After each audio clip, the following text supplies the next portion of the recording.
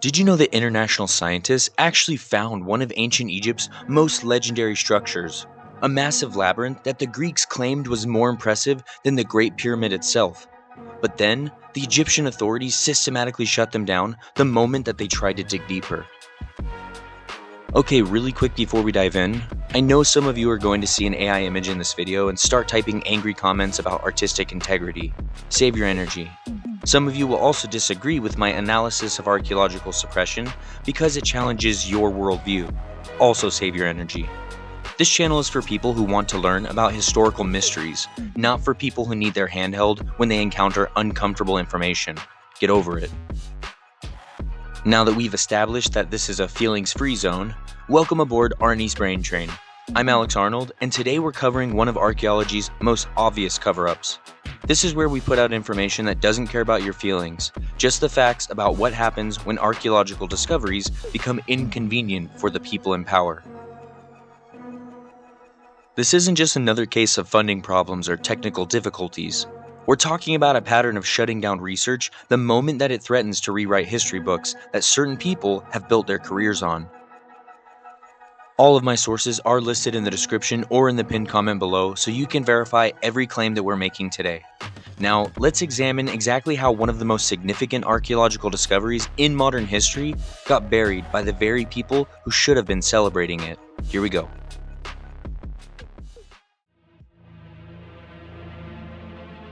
Herodotus, the ancient Greek historian, was in Egypt around 450 BC. He visited what locals called the Labyrinth, near a place called Hawara, and he was impressed. He wrote that this structure contained 3,000 rooms spread across 2 levels, half above ground, half below. He claimed it surpassed even the pyramids in its magnificence. Herodotus wasn't the only one documenting this place either. The Roman geographer Strabo visited centuries later and described similar architecture. Pliny the Elder wrote about it. Diodorus Siculus documented it. Ancient sources consistently placed this labyrinth near the pyramid of Amenemhat III at Hawara, about 62 miles south of Cairo. So what exactly was this thing? Well, based on ancient accounts, the Hawara labyrinth was likely a massive mortuary temple complex. Think of it as ancient Egypt's ultimate government building mixed with the religious center and administrative hub. The structure apparently served multiple pharaohs and contained chambers for religious ceremonies, administrative functions, and burial preparations. But here's what always caught my attention. Ancient writers described this place as containing vast archives, records of Egyptian history, and knowledge that could change how we understand ancient civilization. Herodotus specifically mentioned that the underground section contained the tombs of kings and sacred crocodiles, suggesting that this wasn't just a building, it was a repository of Egypt's records. Then something happened. Somewhere between the Roman period and modern times, this architectural wonder vanished from history. Medieval travelers couldn't find it, early archaeologists came up empty-handed. It was as if one of the ancient world's greatest structures had been erased from human memory.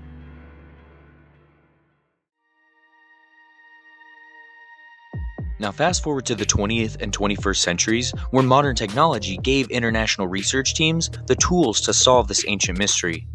The breakthrough came through satellite imagery, ground-penetrating radar, and magnetometry. Basically, scientists learned to see underground without digging, and what they found was significant. In the 1990s and 2000s, multiple international survey teams used these non-invasive techniques around the Hawara area. The results were clear. Ground-penetrating radar revealed massive geometric structures beneath the surface, showing evidence of walls, chambers, and corridors arranged in complex patterns, matching ancient descriptions of the legendary labyrinth. The Belgian team, led by Louis de Cordier, conducted extensive surveys and found evidence of a structure covering several hectares with multiple levels and intricate internal divisions. Satellite imagery showed clear anomalies in the ground consistent with buried architecture on a massive scale. The data was compelling enough to attract international attention and funding for what could have been a major archaeological project. And just as a side note, it's amazing how modern technology can now reveal hidden history and show us that there are probably dozens of lost civilizations and structures waiting to be discovered right beneath our feet. The tools exist, The knowledge exists. The only thing standing in the way is political permission. Now back to the labyrinth. More recent work using electrical resistivity tomography painted an even clearer picture. The data suggested researchers were looking at a structure that could indeed match ancient descriptions. Multiple levels, complex internal architecture, and a footprint that would make it one of the largest buildings of the ancient world. Everything was lining up for what should have been a massive international excavation project. But then something inexplicable happened. Just as international teams were preparing for the next phase of investigation, Egyptian authorities began implementing new regulations and safety protocols that effectively shut down further research.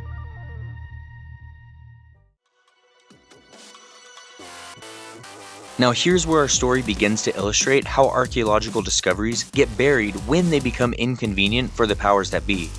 After international scientists provided evidence that the labyrinth existed exactly where ancient sources claimed, Egyptian authorities didn't celebrate this vindication of historical records.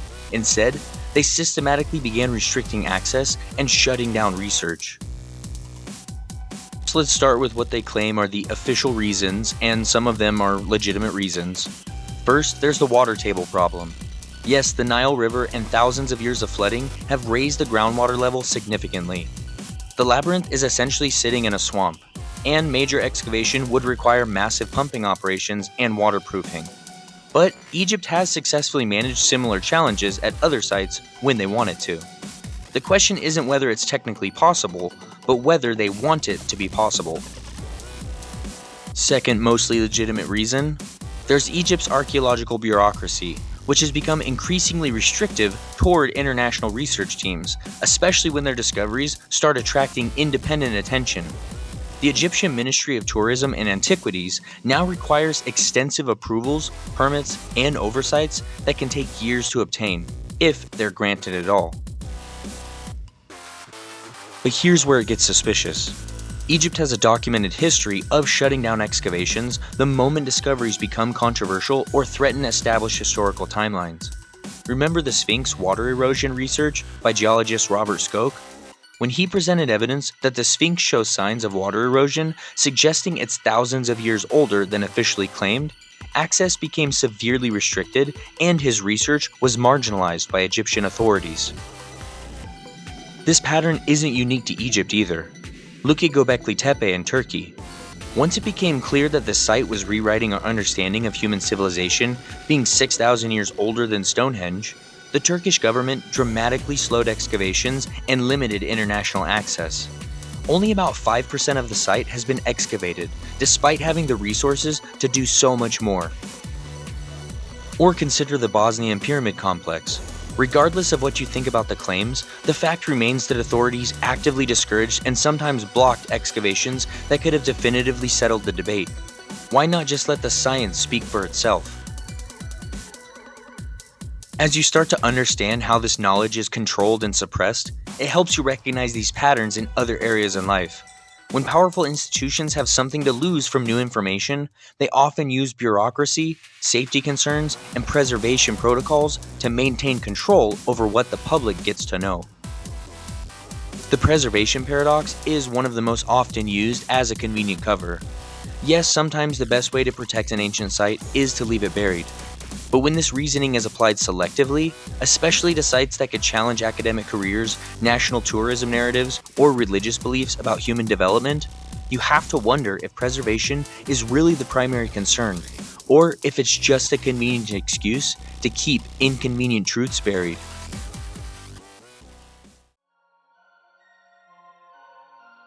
The Hawara labyrinth itself wasn't built in isolation.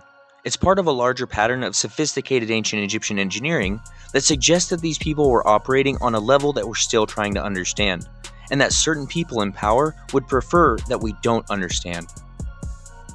Consider the precise astronomical alignment of the Giza pyramid complex, the engineering of the Sphinx, and the complex internal architecture of pyramids throughout Egypt. The labyrinth fits into this pattern of structures that seem sophisticated for their supposed time period. And each time researchers get close to proving that these structures might be older, more advanced, or built by different people than officially claimed, access becomes restricted. For example, let's look at the Great Pyramid's internal chambers. When researchers started using cosmic ray imaging to detect new voids in chambers, the research became heavily regulated. The Egyptian government now controls who can study these findings and how they can publish their results. If it's just confirming what we already know, what's the problem? Some researchers have even suggested that some of these sites might be connected by underground passages or shared architectural principles that we don't fully understand yet. The Hawara Labyrinth, with its rumored underground tunnels, could be a piece of this puzzle. Ancient Egyptian texts mention underground connections between major temple sites, but modern archaeology has been discouraged from seriously investigating any of these claims. The labyrinth also connects to a broader network of ancient labyrinth structures found throughout the Mediterranean world. You know the famous myth of the Minotaur's labyrinth in Crete? Well, it turns out that might have not been just a myth after all. Ancient sources describe the Cretan labyrinth as being built by the same architect who supposedly designed the Egyptian labyrinth, a legendary figure named Daedalus. Archaeological evidence at Knossos and other Cretan sites shows complex underground tunnel systems and sophisticated archaeological techniques that mirror what we're seeing at Hawara. The palace at Knossos has an intricate layout with hundreds of rooms, corridors that seem to lead to nowhere, and underground chambers that archaeologists still haven't fully mapped. Both the Egyptian and Cretan labyrinths were described by ancient writers as serving similar functions. Not just as buildings, but as sacred spaces where important rituals took place, where knowledge was stored, and where only initiated priests could navigate the complex passages. The Greeks even used the same word, labyrinth, to describe both structures, suggesting that they understood that these weren't just coincidentally similar buildings. Think about what this means. We're potentially looking at evidence of a shared architectural tradition or direct cultural exchange between ancient Egypt and Crete that goes deeper than mainstream archaeology wants to admit. Similar complex underground structures also appear in Malta. The Hypogeum of Hal Saflieni shows acoustic properties and sophisticated construction techniques that seem advanced for the supposed time period. Guess what happened when researchers wanted to do extensive studies there? Access became severely limited, officially for preservation, but many researchers suspect it's because the discoveries were becoming inconvenient for established chronologies about ancient technological capabilities. Just know that ancient civilizations were far more sophisticated and interconnected than mainstream history allows us to believe. This knowledge challenges us to think more critically about human capabilities throughout history and question who benefits from keeping us ignorant about our own past. What makes the Hawara site particularly concerning to established narratives is its potential to contain archives and records that could completely rewrite Egyptian chronology. If ancient sources are correct about the labyrinth containing vast libraries and administrative records, imagine what we might learn about the real timeline of Egyptian civilization, their technological capabilities, or their connections to other ancient cultures. And all of this is why the pattern of access restriction becomes suspicious. It's not just about one site. It's about a systematic approach to controlling information that could challenge academic careers, government tourism revenue, and religious narratives about human development and civilization.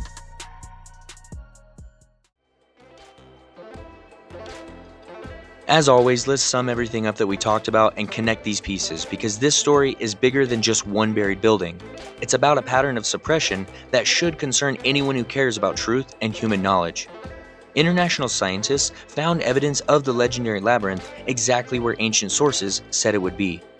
They proved that thousands of years of historical accounts were accurate. And instead of celebrating this vindication of ancient knowledge, Egyptian authorities systematically shut down the research and restricted access to the site. This situation strongly illustrates how archaeological discoveries actually work in our world. It's not about what you find, it's about whether powerful institutions want you to find it, and whether they're comfortable with the implications of your discoveries. The Hawara Labyrinth represents both the potential of modern archaeological science and the systematic suppression that kicks in when discoveries threaten established power structures. When you look at the pattern, international scientists making breakthrough discoveries at Göbekli Tepe, then access gets restricted, researchers finding evidence for older Sphinx dating, then their work gets marginalized, teams detecting new chambers in the Great Pyramid, then their research gets controlled by Egyptian authorities, and now the Hawara Labyrinth sitting documented but untouched. You start to see that this isn't about protecting artifacts. This is about protecting narratives, protecting careers, and protecting the assumptions that entire academic and political systems are built on. And then, of course, there are the broader implications. If the labyrinth contains even a fraction of what ancient sources claimed, vast archives, records of advanced ancient knowledge, evidence of sophisticated pre-dynastic civilizations, it could reshape our understanding of human history. We're potentially looking at one of the most significant archaeological discoveries in human history, sitting right there, documented and mapped, but kept away from public knowledge because the truth might be inconvenient for the people who control access to our past.